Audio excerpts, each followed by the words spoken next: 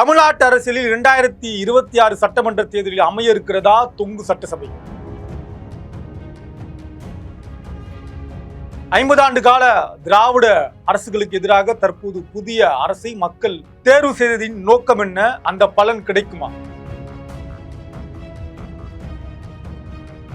ஆளுநர் என்ன முடிவை எடுக்க இருக்கிறார்? பொறுத்திருந்து பார்க்கலாம்.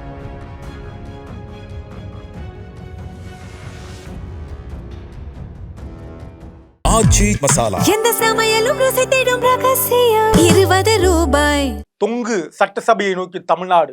இப்பொழுது இவர்தான் ஆளுநர். முழு பவரும் அவர் கையில் தான் இருக்கிறது. தமிழக அரசியலில் இதுவரை கண்டிராத ஒரு மிகப்பெரிய திருப்பம் தற்போது நிகழ்ந்து கொண்டிருக்கிறது. நடந்து முடிந்த சட்டமன்ற தேர்தலில் முடிவுகளின் தற்போது நிலவரப்படி தமிழகம் ஒரு தொங்கு சட்டசபையை நோக்கி நகர்ந்து கொண்டிருக்கிறது. எந்த ஒரு தனிப்பட்ட கட்சியும் தற்போது தனி பெரும்பான்மை கிடைக்காத ஒரு சூழ்நிலை. இதனிலையில் அடுத்த முதலமைச்சர் யார், ஆட்சி அமைக்க போவது யார் என்ற கேள்வி இப்போது ஆளுநர் மாளிகையை நோக்கி திரும்பியுள்ளது. தற்போதைய தேர்தல் நிலவரம், சமீபத்தில் அதிகாரப்பூர்வ அறிவிப்புகளின்படி தமிழக அரசியல் களத்தில் புதிய வரவான தமிழக வெற்றி கழகம் மிகப்பெரிய ஒரு அதிர்வலையை ஏற்படுத்தியுள்ளது.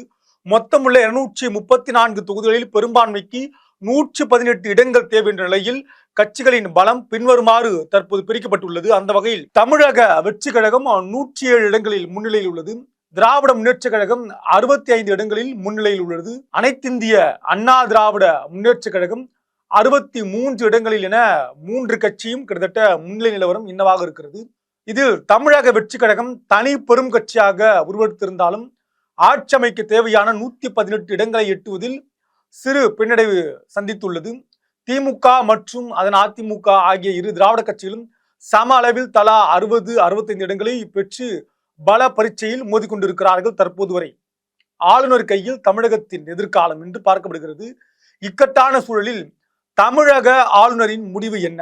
மிக முக்கியத்துவம் வாய்ந்ததாகவும் அந்த முடிவு பார்க்கப்படுகிறது. இந்திய அரசியலமைப்பு சட்டத்தின்படி ஒரு கட்சிக்கு தெளிவான பெரும்பான்மை இல்லாத போது யாரை முதலில் ஆட்சி அமைக்க அழைக்க வேண்டும் என்பது ஆளுநரின் விருப்பமான பார்க்கப்படுகிறது.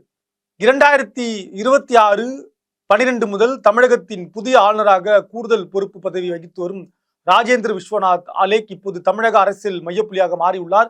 கேரள ஆளுநராக இருக்கும் இவருக்கு தமிழக ஆளுநர் பொறுப்பை குடியரசுத் தலைவர் திரௌபதி முர்மு கடந்த மார்ச் மாதம் கொடுத்திருந்தார். இந்த நிலையில் தற்போது சென்னை உயர்நீதிமன்ற தலைமை நீதிபதி கஸ்தூரி அரவிந்த் தர்மாதிகாரி முன்னிலையில் அவர் பதவியும் ஏற்றுக்கொண்டார்.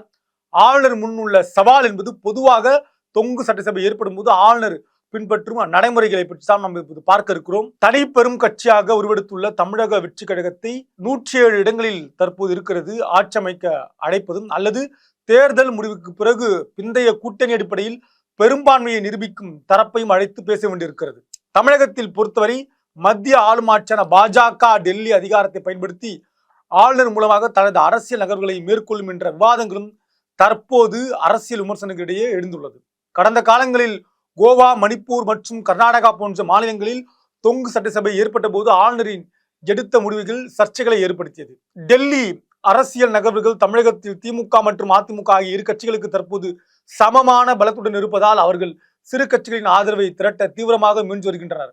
அதே வேளையில் தனி பெரும் கட்சியான டிவிகேவை ஆட்சி அமைக்க விடாமல் தடுக்கவோ அல்லது நிபந்தனைகளுடன் கூடிய ஆதரவை வழங்கவோ பல்வேறு திரைமறைவு பேச்சுவார்த்தையும் நடக்க வாய்ப்புள்ளதாக கூறப்படுகிறது. டெல்லியின் நேரடி பார்வையில் தமிழக ஆளுநர் செயல்படுவார் என்பதால் இது கூட்டாட்சி தத்துவத்திற்கு விடுக்கப்படும் சவாலாகவே பார்க்கப்படுகிறது.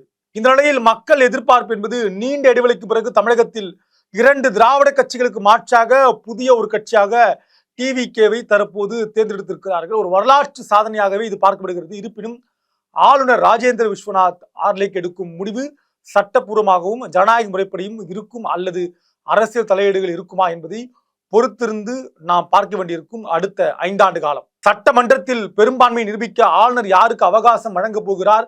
தமிழக வெற்றி கழகம் இதர கட்சிகளின் ஆதரவை பெற்று ஆட்சி அமைக்குமா அல்லது திராவிட கட்சிகள் ஒருங்கிணைந்து புதிய வீகம் அமைக்குமா என்பதை நாம் பொறுத்திருந்து பார்க்கலாம். லோக்பவனில் இருந்து வரும் அடுத்த அறிவிப்புக்காக ஒட்டுமொத்த தேசமும் காத்திருக்கிறது. எந்த சமையலும் ருசி தேடும் ரகசியம் 20 ரூபாய்.